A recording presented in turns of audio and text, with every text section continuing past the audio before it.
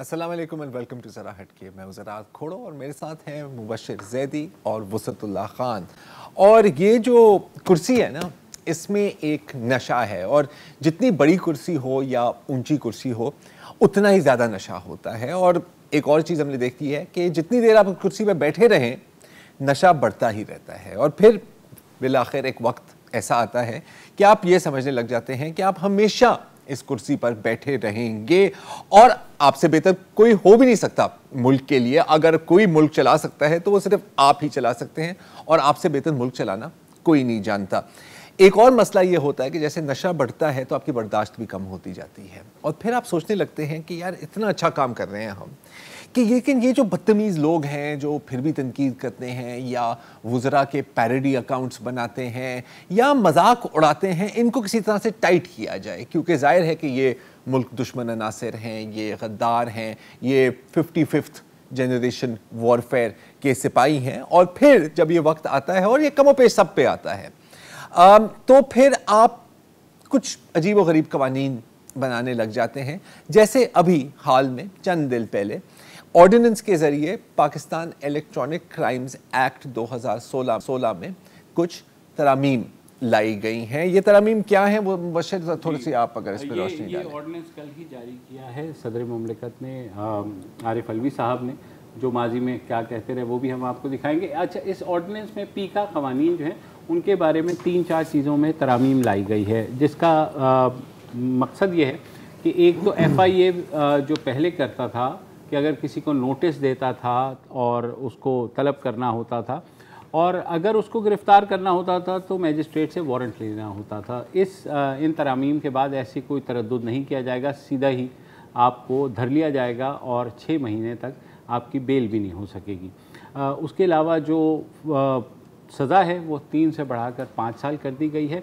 दूसरी जो सबसे मज़े की बात है कि अगर मेरे ख़िलाफ़ कोई ख़बर है तो ज़रूरी नहीं है कि मैं ही जाऊं, वुसत भी जा सकते हैं, ज़रार भी जा सकते हैं। मोहम्मद इखलाक जो लाइंडी में मशीन टूल ऑपरेट कर रहा है, अगर वो अपने नोकिया 3310 पर देखे कि वो मुबशिर अपने ट्विटर अकाउंट से इदारों के खिलाफ बात कर रहा है, तो वो भी आपको फंसा सकता है। तो वो भी फंसा सकता है। तो अब ये है कि FIA को ज़रूरत नहीं है कि ओरिजिनल जिसके खिलाफ कोई हुआ है वही कंप्लेंट करे। अब कोई भी आकर के, जैसे अक्सर गद्दारी के केसेस में हो सकता है कि चीचू मलिया में एक साहब जो है वो मुकदमा दर्ज करा देते हैं और फिर आप भुगतते रहे। तो चक 35B में बिल्कुल मुश्ताक कसाई ने भी आपके फेसबुक को देख रहा होता है, वो भी कर सकता है जी। तो ये सारी चीज़ें हुई जिस पे ज़ाहिर शोर मच गया। जो जर्नलिस्ट सहाफ़ती तंजीमें हैं उन्होंने इसको मुस्तरद कर दिया, अपोजिशन जमातों ने तो करना ही था, उन्होंने भी मुस्तरद कर दिया। सब ने कहा हम अदालत जाएंगे। अच्छा, अदालत जो है लगता है वैसे ही खैर तैयार बैठी हुई थी, क्योंकि अदालत में तो जाना ही था, क्योंकि बहुत से जो इंसानी हकूक़ की तंजीमें हैं वो ये कह रहे हैं कि आर्टिकल 19 जो फ्रीडम ऑफ एक्सप्रेशन है उसकी खिलाफ वर्जी है कि आप किसी पर कदगन इतनी ज़्यादा लगा दें कि उसकी जो जायज़ तनकीद है उसको भी आप किसी तरह मोड़ तरोड़ के जो है ना उस ज़ुमरे में ले आएँ कि आप कहें कि नहीं ये जो है ना ये गलत बात कर रहा है और गलत बात जो है। और उसके अलावा ये भी हुआ है कि ये अब किसी शख्स के ख़िलाफ़ अगर होगी, यानी तो वो तसव्वुर उस इदारे के ख़िलाफ़ होगी। आप ये ज़रा एक्सपेंड किस तरह किया गया है इन सारी तमाम को। हाँ, बहुत ही, यानी अगर किसी वजीर के खिलाफ तनकीद होगी तो वो पूरी वफाकी काबीना के खिलाफ जी, पार्लियामान होगी, पार्लियामान बल्कि जमहूरियत के खिलाफ, क्योंकि अगर एक दफ़ा फैलाना है तो फिर फैलाते जाओ। ये जो 10 करोड़ है जेल का निचोड़ है, इनकी खींच ले ज़बान, इनका घोंट दे गला, मैंने उससे ये कहा। जालिब याद आ रहा है। क्या बात है सर, ज़बरदस्त। अगर ये अभी लिखी होती तो कहता ब्लॉक कर दे उनके अकाउंट ऐसा। और ये सोशल मीडिया पर बस मत डालिएगा, वरना 5 साल के कोई पता नहीं ऐसी आ जाएगी यार। मतलब ये उसके साथ हो सकता है कि मुश्ताक कसाई आपकी ट्विटर अकाउंट को भी नहीं देख रहा हो, और ये प्रोग्राम भी देख रहा हो, ये प्रोग्राम भी देख रहा हो उस चैनल पर जो वहाँ नहीं आ रहा होता। लेकिन फिर भी जाहिर है ये FIA ने अब तरद्दुद तो नहीं करना। जैसे ये कहा था कि अदालतें नोटिस लेंगी, तो आज ऑलरेडी नोटिस ले लिया इस्लामाबाद हाई कोर्ट। अच्छा देखिए, नोटिस तो छोड़ें, ये जो पहले जरा थोड़ा सा एक थोड़ा करते हैं, because we have to be fair, right. I mean हमारा काम है फेयर होना, न्यूट्रल होना, बैलेंस होना। तो ये बड़ी मज़ेदार है बात कि जब 2016 में एक्चुअल, हम तो अभी ऑर्डिनेंस की बात कर रहे हैं, ऑर्डिनेंस तो कुछ नहीं है, तरमीम तरमीम हो गई, कोई बड़ी बात नहीं। असल गेम कब शुरू हुई थी ना, असल गेम तो शुरू हुई थी 2015 में, जब पाकिस्तान मुस्लिम लीग नून की हुकूमत थी और पाकिस्तान मुस्लिम लीग नून बिल्कुल वैसी ही बातें कर रहे थे जैसे अभी बातें कर रहे हैं कि सर हमारे इदारों पर बातें होती हैं, कितनी बुरी बात है और ये किस तरह के लोग हैं, कुछ करना होगा। तो क्या करना होगा, वो लाई prevention of electronic crimes act 2016, और उस वक्त आप सबको अच्छी तरह से याद है कि तमाम ऑपोजिशन, उस वक्त की जो ऑपोजिशन थी, ने कहा कि सर नहीं, ऐसा नहीं हो सकता। इनफैक्ट सदर उस वक्त ज़ाहिर सदर नहीं थे, तो डॉक्टर आरिफ अलवी साहब 2015 19 सितंबर 2015 की बात है कि वो कहते हैं कि जो साइबर क्राइम बिल है, कितनी हैरानकुन बात है कि आप एक हथौड़े का इस्तेमाल करते हैं एक मक्खी को मारने के लिए, और आपको ये भी नहीं पता कि मक्खी कौन है और हाथी क्या है, ठीक है। और फिर उसके बाद एक और ट्वीट आती है उससे पहले थोड़ी सी कि मैंने ये बिल पूरा पढ़ा है और ये इस तरह लिखा गया है कि हुकूमत को मुकम्मल लाइसेंस होगा कुछ भी करने के लिए, gross open to gross use and some are draconian. 100% दुरुस्त बात।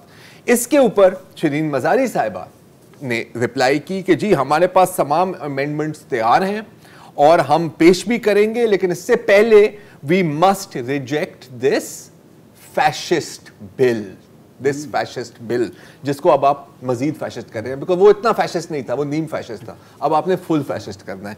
और फिर 2017 की बात है जब पास भी हो गया था और फिर जब पता लगा कि क्या इसका यूज हो रहा है, तो वजीर आजम इमरान खान उस वक्त ऑपोजिशन में थे, कहा कि government abusing cyber crime law to politically victimise PTI social media activists, उनको धमकाने से उनको गिरफ्तार करने से 100% दुरुस्त बात थी, बिल्कुल यही हो रहा था। तो फिर आपने सोचा कि क्यों ना हम भी ऐसा कुछ कर लेना। और फिर, और ये मैं कोई पिछले 50 सालों की बात नहीं कर रहा, मैं पिछले साल की बात कर रहा हूँ। फवाद चौधरी साहब ने कहा किसी और टॉपिक पर कि तनकीद को आप जुर्म बना रहे हैं, ये कितनी रिडिकुलस बात है। हाँ, respect is earned, it can not be imposed on people. Sir, I strongly feel कि कंटेम्प्ट ऑफ कोर्ट लॉज को भी हटा देना चाहिए। पास टिश्यू है? मेरे पास टिश्यू नहीं है, मेरे पास अमेंडमेंट की कॉपी है, अमेंडमेंट की कॉपी आप ले लें, इससे आप अपने आई एम सॉरी। तो माय पॉइंट इज कि देखिए हम बार बार यार हम बात करते हैं ना, हम बड़ी लूज टॉक करते हैं, ये फैशिज्म है यार, मेरी चाय में चीनी कम है, ये भी फैशिज्म है, बिरयानी में आलू नहीं डाला आपने, ये फैशिज्म है। अब मुझे जब इस तरह के कवानीन में देखता हूँ, राइट, और पूरी डिबेट आपको याद है पीका वाली, राइट, उनको कहा था कि सर जी यही आपके खिलाफ इस्तेमाल हो रहा है, ये जो अगेन वही मैं घिसी पिटी बातें कर रहा हूँ, वो सोचा सॉरी कि ये जो छुरा आप तेज कर रहे हैं इससे आपका गला ही कटेगा। मजे की बात है, अब ये जो आरिफ अलवी साहब की ट्वीट है ना, उसको हटा के आप मरियम नवाज कर दें और नीचे मतन वो ही रहने दें अभी, और जो है ना शीरी मजारी की जगह आप शहरी रहमान कर दें जी, ठीक है। और जो सारे वो जो भी जिसको भी आज करना चाहे, ये म्यूजिकल चेयर्स है। खुर्रम दस्तगीर जी जो नूनी वजीर थे, आज वो उन्होंने बयान दिया कि ये हुकूमत बौखला गई है और फाशिस्ट हथकंडे। हाँ। अच्छा, पता है फैशिज्म का जो लफ्ज हम इस्तेमाल करते हैं ना, अब मैं जब ये देखता हूँ ना, मुझे समझ नहीं आती कि ये फूलिशनेस है या ये फैशिज्म है, या इसको हम फूलिज्म कह सकते हैं। फूलिज्म कह सकते हैं। जब तुम कह रहे थे ना गुस्सा, मुझे बहुत गुस्सा आ रहा था कि तुम फाशिस्टों की इतनी मुस्तकिल तौहीन कर रहे हो पिछले 10 मिनट से। मसोलिनी साहब, हम देखो फाशिस्ट जो हैं, जितने भी फाशिस्ट आप गुजरे हैं, जैसे हिटलर को आप कह सकते हैं, मसोलिनी को कह सकते हैं, मोदी को कह सकते हैं, और जिसको जी चाहे कह सकते हैं। यार वो बहुत इंटेलिजेंट लोग होते हैं, वो ये सोचते हैं कि हम जो ये पौधा लगा रहे हैं ये अगले 20 साल तक कायम रहे, और उसके लिए वो बहुत मेहनत करते हैं और इंतहाई डिसिप्लिन्ड होते हैं, और अगर उनको किसी चीज़ में किसी दिमाग की कमी हो तो वो दूसरे दिमाग हायर करके उनसे अपनी जो स्ट्रेटजी है उसको मज़ीद मजबूत करते हैं। यहाँ तो ये एक दिन जो है सख्तगिरी होती है, अगले दिन उसे भूल जाते हैं, फिर तीसरे दिन याद आता है ओहो करना सीख, नहीं तो कर देते हैं। ये आपने बात की ना, half baked fascism, half baked, अगर वो देखना हो। सर वो आप बात कर रहे थे ना कि वो दरख्त लगाते हैं ना कि 20 साल बाद ये धनिया लगाते हैं, समझते हैं ये पुदीना है। अच्छा, फाशिज्म है इंडिया में यार, देखो ना, पूरी मनसूबाबंदी के साथ 1927 में एक पार्टी कायम हुई और आज 110 साल लंबी गेम, कितना सब्र, कितना फल और कितना उनका काडर, ये होता है फाशिज्म। हम जो है सिर्फ लंडे के कपड़े पहन रहे हैं फाशिज्म। अभी 20-22 साल की जिद्दोदजहद तो यहाँ रही है। फार्मूला ये है कि अगर आपके ऊपर तनकीद हो रही है तो आप कह दें, कवानीन ऐसे ले आएँ कि जनाब इदारों के खिलाफ तनकीद बिल्कुल बर्दाश्त नहीं की जाएगी, मतलब फौज के खिलाफ, अदलिया के खिलाफ। ये आइन में भी लिखा हुआ है, ये कवानीन में ऑलरेडी मौजूद है। और आपको याद होगा एक प्राइवेट बिल भी आया का था, कानून अंग्रेज के दौर का भी नाफिज है जी। एक ऑलरेडी आपको याद होगा एक प्राइवेट मेंबर एक बिल ले आए थे 3 साल कैद वाला, वो भी मंजूर हो गया था। जी मुझे याद मतलब है। तो कानून दर कानून मौजूद हैं बहुत सारे। अब ये पीका भी आ गया है कि जनाब ये पीका में अच्छा, मैं इसको ऐसे कह रहा हूँ कि एक दरवाजा तनकीद आपको मुझे भी पसंद नहीं होगी अगर मैं कुर्सी पे बैठा हूँगा, गर्दन उतरवा दूंगा, हाथी के पांव तले कुचलवा दूंगा, लेकिन एक तनकीद का दरवाजा आपने बंद कर दिया, मुख्तलिफ कवानीन लगा के 5 ताले लगा दिए उसमें, ठीक है। ये जो तरमीम है ये 6ठा ताला है। मुझे ये बताइए कि इससे दरवाजे की सेहत पे क्या असर पड़ेगा? उस पर तो पहले ही 5 ताले लगे हुए हैं। और दूसरी बात ये जाहिर कर रहा है आपकी इनसिक्योरिटी, कि आप इतने तालों के बावजूद भी खुद को सिक्योर फील नहीं। अच्छा, और घर की दीवारें भी नहीं है। पॉइंट इज आपने जितने ताले लगा लिए दरवाजे पे, आप लगाए वह घूम के आ जाएंगे भाई। और मजे की बातें देखें कि पैमरा ने, क्योंकि टीवी चैनल्स का नोटिस लेना था, आपने अब पैमरा की जुरिस्डिक्शन भी ले ली पीका में कि जनाब अब टीवी चैनल्स अगर कुछ चलाएंगे तो उस पर भी साइबर कवानीन लागू हो जाएंगे। ठीक है, जो पैमरा कर रहा था या नहीं कर रहा था वो एक अलग बहस है, लेकिन वो भी जो है अब वो पैमरा को भी बाईपास करके FIA जो अपने तय जो है वो ये फैसला कर लेगी कि जनाब ये हुआ है। अच्छा, अब इसमें एक चीज़ जो इम्पोर्टेंट है जो नोट करनी है कि ये है ऑर्डिनेंस। हाँ, ऑर्डिनेंस की होती है एक शेल्फ लाइफ, एक मुद्दत होती है। ये होगी लैप्स 120 दिन 120 दिन ये होगी लैप्स, क्योंकि किसने इसको अप्रूव करना है? अनलेस के 120 सर तुसी जानते नहीं पार्लियामेंट में क्या क्या चमत्कार होते हैं। नहीं, देखिए पीका को सबने अपोज किया था, टू बी फेयर। उसके बावजूद अगर लेकिन हो जाएगा, ओके वो एक, हाँ चले सही है, हो सकता है, बट माय पॉइंट इज और इससे 31 ऑर्डिनेंस एक्ट बने हैं एक दिन में Guinness book of world record. हाँ फाइन, और सेनेट से मंजूर करवाए गए Guinness of the world record. ये भी है, तो ये भी हो जाएगा। चलिए अच्छा, सोचते हैं एक वक्फा ले ले। नहीं वक्फा तो ले लो, लेकिन यार आप लोगों के साथ 6 साल मेरे बड़े अच्छे गुजरे, याद आएंगे इंशाल्लाह। हाँ, मैं तो आपसे ला ताल्लुकी का ऐलान कर दूंगा, मतलब मैं तो कहूंगा ऐसा बंदा नहीं था, ये सब फेक न्यूज़ है और इसीलिए हमने ऑर्डिनेंस लाए हैं। मुसद नाम का कोई तो बंदा ही नहीं था। वक्फा ले लें।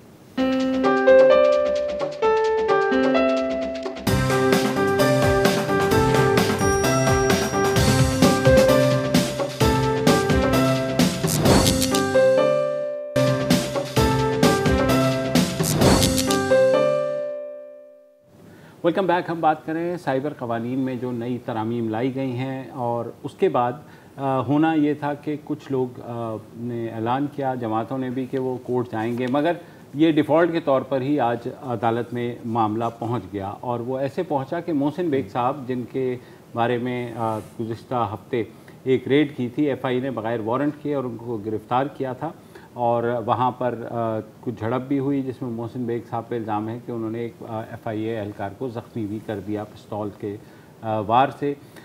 उसके बाद वो सिलसिला एंटी टेररिस्ट कोर्ट तक चला गया। मगर ये जो पहला केस था उस बारे में आज उनकी अहलिया ने जब इस्लामाबाद हाई कोर्ट अप्रोच किया, आज उसकी हियरिंग हुई, तो चीफ जस्टिस अतर मिल्ला ने पूछा कि भाई ये केस क्या है और क्यों आप बग़ैर वारंट के चले गए। उन्होंने साथ ही FIA जो डायरेक्टर FIA है उनको इवेंचुअली उन्होंने तौहीन अदालत का शो कॉज नोटिस भी दे दिया और कहा कि आपने जो प्रोसीजर आपके लिए ले डाउन किया है आप क्यों नहीं उस पर जाते। उन्होंने पूछा कि आपके पास कितनी ज़ेरे इल्तवा केसेस हैं। उन्होंने कहा जी 14,000 के करीब।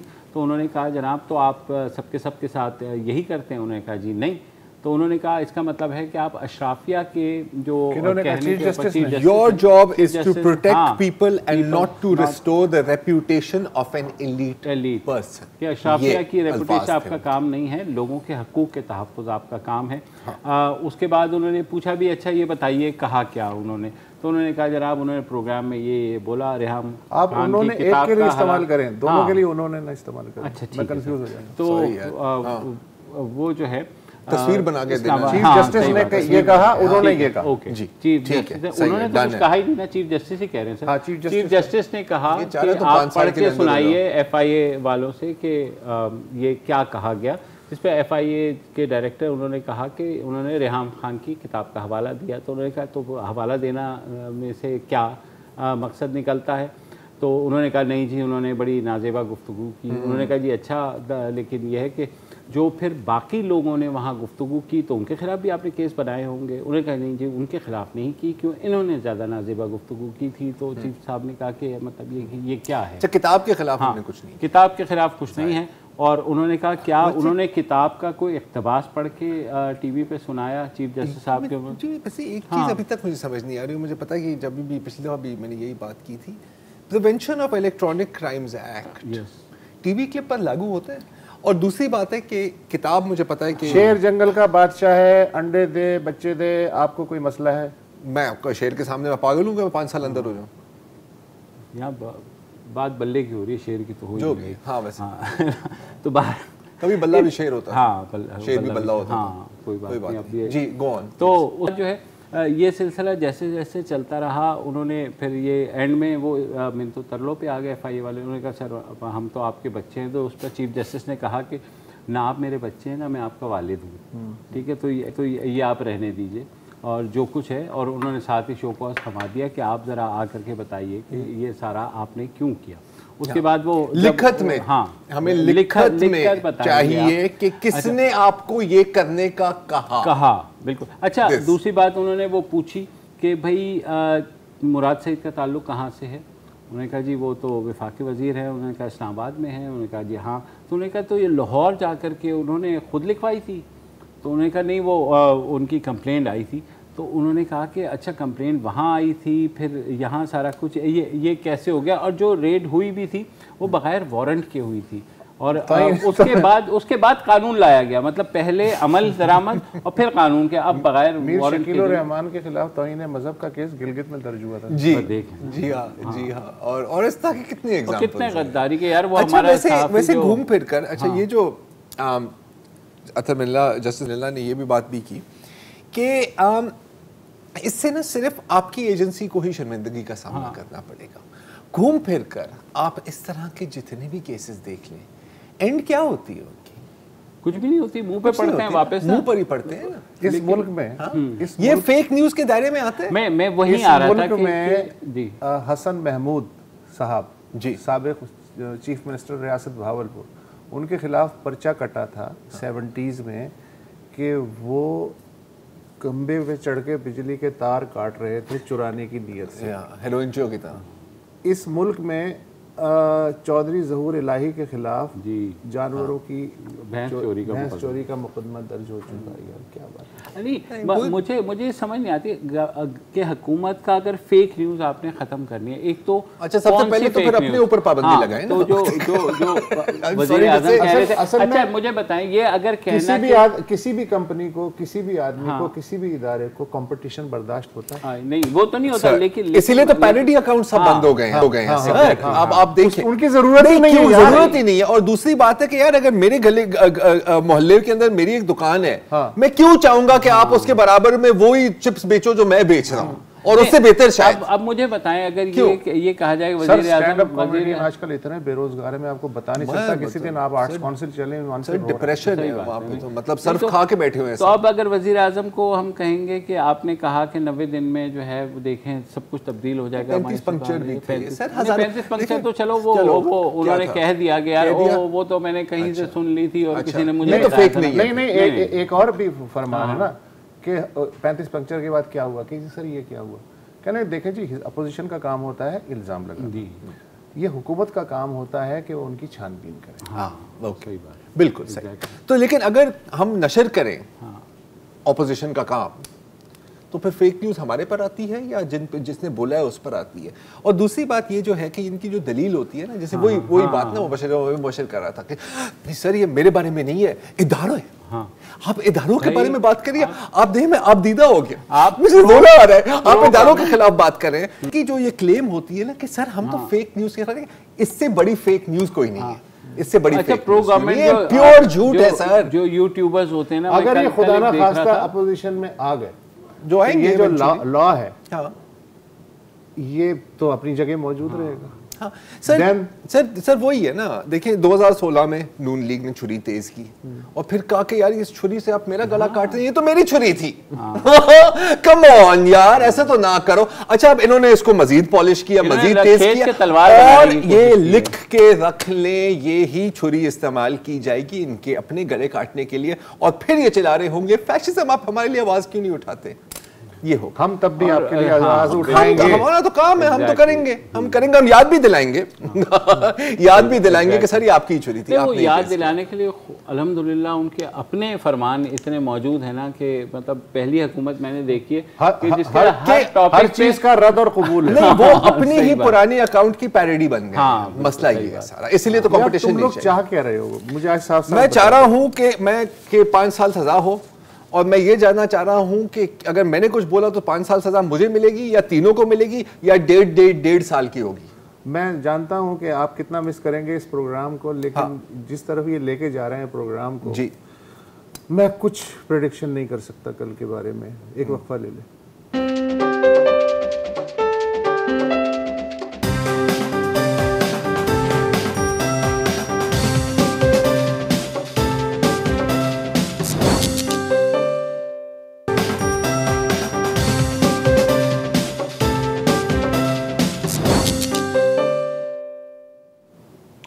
Welcome back. सबसे ज़्यादा जो वाफर है इस दुनिया में वो है हैरानी। हर रोज़ एक नई चीज़ सामने आ जाती है, हैरानी कम होके नहीं देती। आपको याद होगा पनामा पेपर्स जब आए तो कई लोगों का धड़न तख्ता हुआ, पाकिस्तान से लेके और जाने कहाँ आइसलैंड तक। उसके बाद आया पेंडोरा स्कैंडल और अब पेश खिदमत है क्रेडिट स्विस स्कैंडल। 100 अरब डॉलर के 18,000 बैंक अकाउंट्स क्रेडिट स्विस, तो सिर्फ एक स्विस बैंक में। इनमें से कई अकाउंट्स पे मनी लॉन्ड्रिंग, करप्शन और मनशियात के पैसे का शुबा है। ये जो प्रोजेक्ट है OCCRP, organised crime and corruption reporting project, इसमें दुनिया के कई सरकर्दा सहाफ़ी और अखबारात शामिल हैं। एक तरह का ये तहकीकी कंसोर्शियम है। इसका ये कहना है कि क्रेडिट स्विस ने अपनी पेशा वराना जिम्मेदारियां पूरी नहीं की और अंधाधुंध अकाउंट्स खोले एक स्पेसिफिक अरसे में। क्रेडिट स्विस ने अभी तक सफाई ये पेश की है कि ये जो मालूमात आप लोग सामने ला रहे हैं सीने चौड़े करके, ये दरअसल अधूरी हैं और सियाक़ व सबाक़ से हटके हैं। इनमें से 90% अकाउंट्स बंद हो चुके हैं और 60% 2015 से पहले ही बंद हो चुके हैं। इब्तदाई तौर पे जारी मालूमात के मुताबिक अभी हर रोज़ नई मालूमात आएंगी, नए नाम आएंगे, सैकड़ों और हज़ारों शायद नाम आ सकते हैं। 18,000 हैं, कोई मामूली बात नहीं है। इब्तदाई मालूमात के मुताबिक क्रेडिट स्विस में दुनिया की 15 खुफिया एजेंसियों के सरबराहों या रिश्तेदारों के अकाउंट्स की मौजूद इंकशाफ हुआ है। उनमें उर्दन की खुफिया एजेंसी के साबिक सरबराह साद खैर भी हैं, जो दहशत गर्दी के ख़िलाफ़ जंग में अमेरिका के अहम इत्तहादी थे।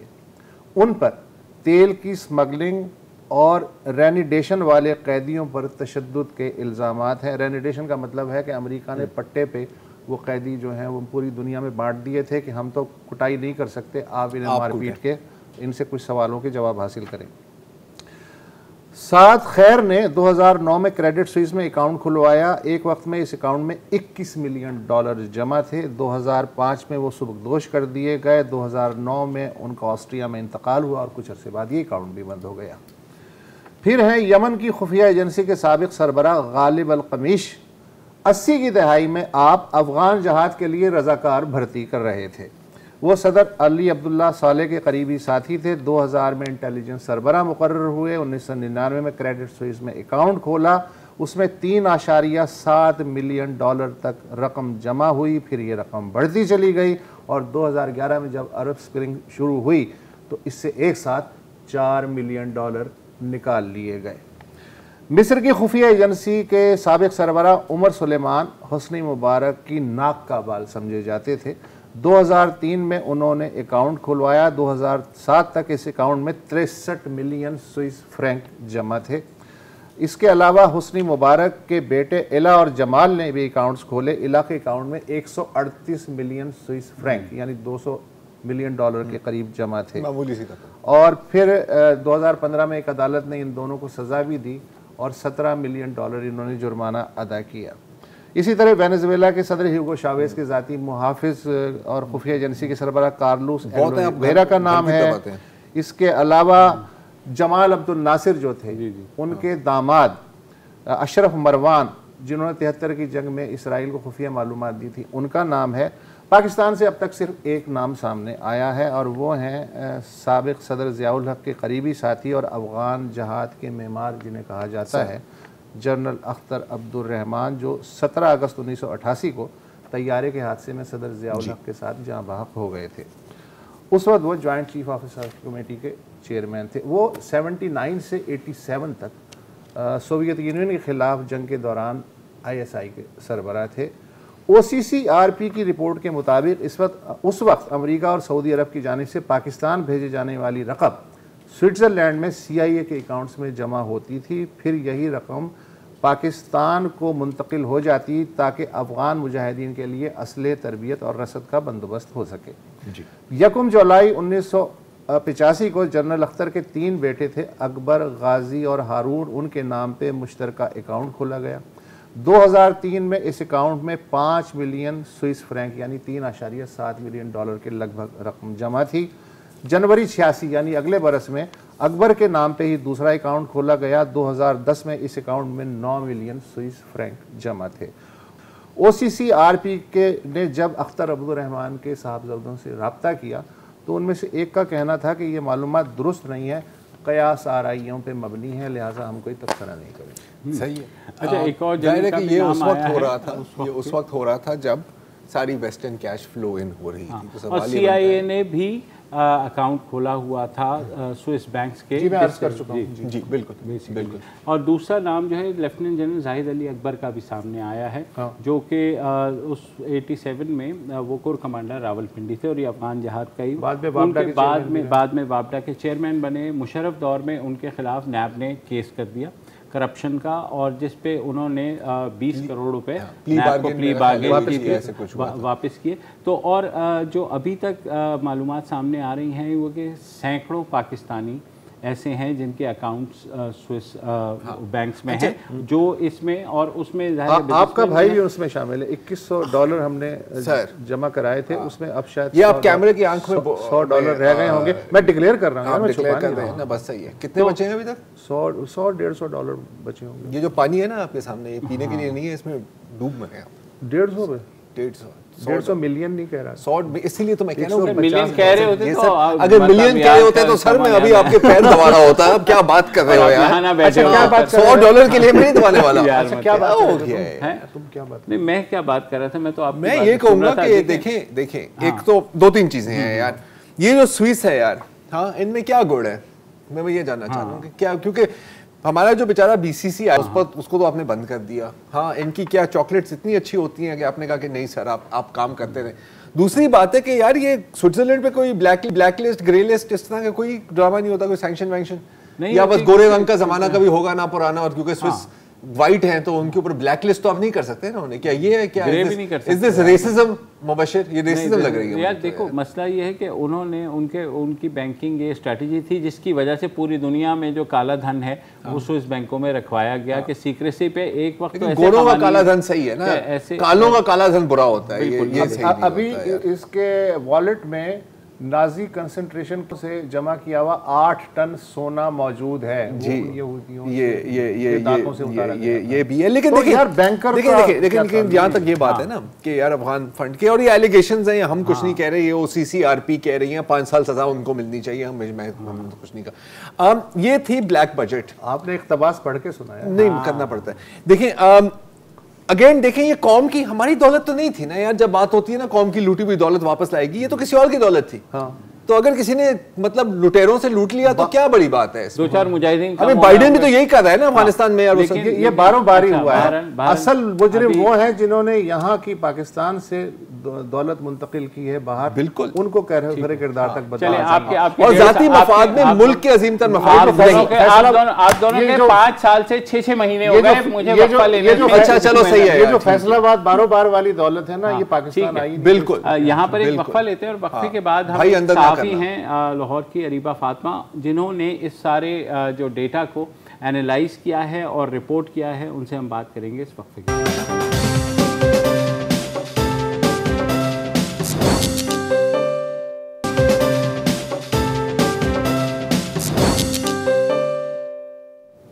Welcome back. हम बात कर रहे हैं स्विस लीक्स के ऊपर, जो आज का मौजू भी है और बड़ी खबर भी है, जिसके तहत तमाम जैसे वसत ने बताया 18,000 अकाउंट्स ऐसे डिटेक्ट हुए हैं, उसमें से सैकड़ों पाकिस्तानियों के अकाउंट्स भी बताए जा रहे हैं। हमारे साथ इस वक्त मौजूद हैं अरीबा फातिमा, वो तहकीकाती सहाफ़ी हैं, लाहौर से उनका ताल्लुक़ है, जिन्होंने इस डेटा में से जो पाकिस्तानी अकाउंट्स हैं उनको एनालाइज़ किया और फिर ख़बर दी। तो आप अरीबा बताइए कि ये आपने क्या फाइंड आउट किया और आपकी फाइंडिंग क्या निकली? कुछ चीज़ें मैं आपको बता सकती हूँ डेफिनेटली।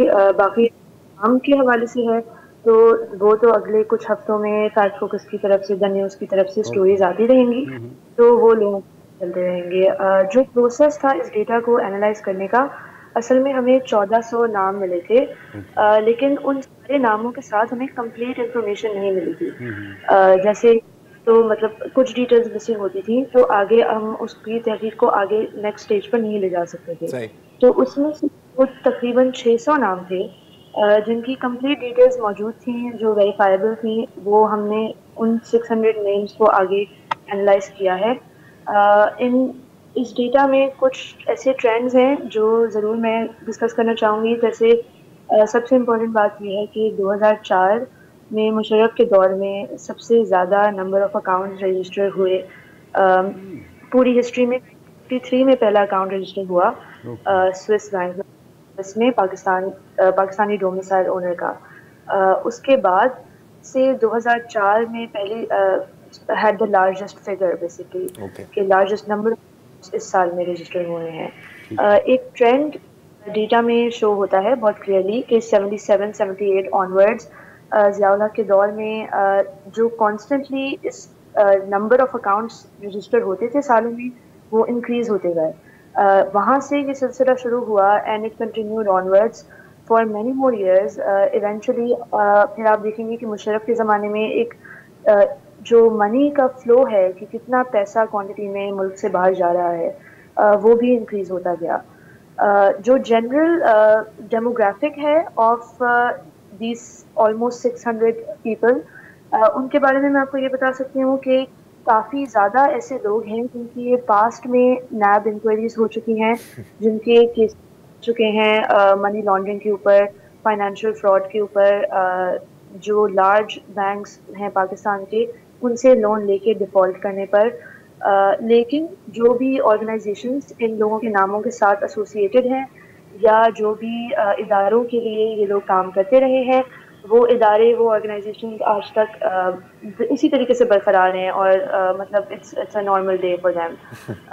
जो भी चीज़ें मैं जिक्र करूँगी इम्पॉर्टेंट वो ये होंगी कि most of these are businesses, business empires, business families. जो हम जिक्र करते हैं कि वो 22 खानदान, वो मतलब that would remain true for I don't know till when, लेकिन पाकिस्तान में अब वो 22 ज़्यादा हो गए हैं। और अच्छा, ये सारी अरीबा सॉरी आपकी बात काट रहा हूँ।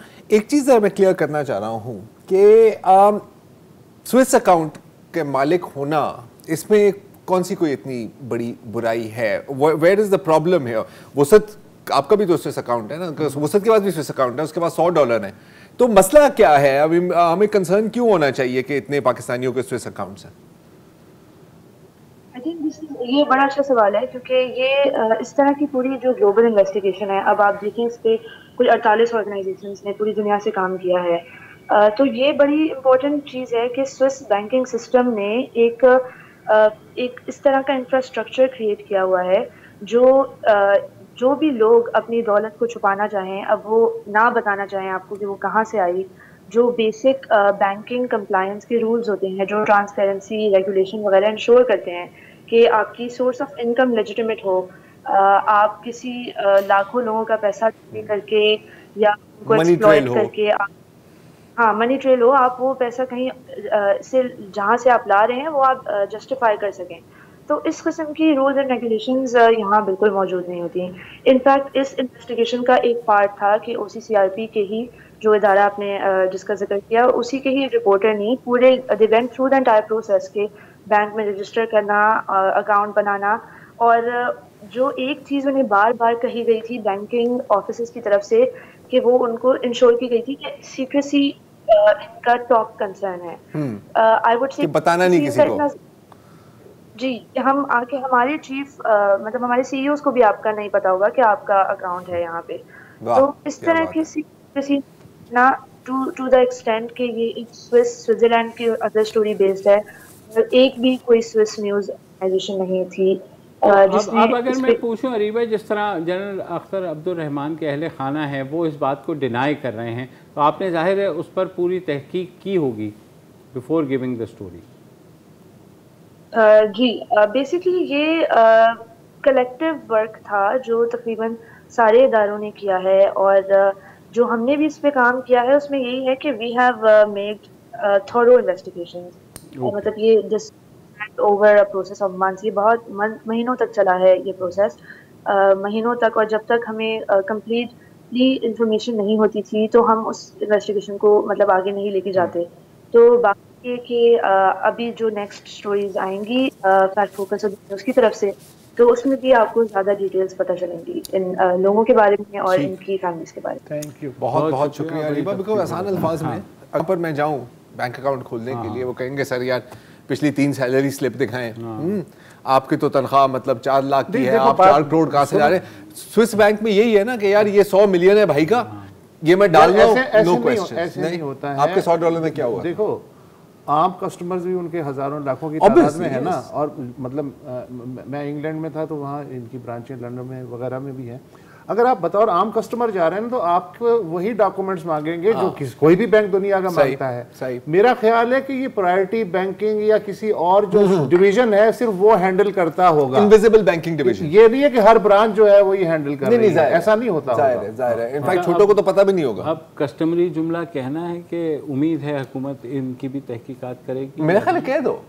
अच्छा, फेक न्यूज़ तो नहीं नहीं, तो हुकूमत अगर नहीं की तो फिर फेक न्यूज़ होगी, लेकिन कह दो। ये जो चीज़ें सामने आ रही हैं, उम्मीद है हुकूमत जो कहती है कि करप्शन का पैसा या मनी लॉन्ड्रिंग या इस तरह की चीज़ें बहुत ज़्यादा सेंसिटिव हैं, तो वो इस मामले में अपना किरदार अदा करेंगे। ये सुनहरी मौका है कि पाकिस्तान बिल्कुल IMF का कशकोल तोड़ने जी, और बिल आखिर आप शायद मुल्क की लूटी हुई दौलत या किसी की भी लूटी हुई दौलत होती है, वापस ले आए। लेकिन हुकूमत को इंतजार करना चाहिए 1400 नाम आने का, इतनी उजलत में इकदाम नहीं करना चाहिए मेरे ख्याल। नहीं, आई एग्री। मैं ख्याल अभी 10-20 साल सोचते हैं इसके ऊपर।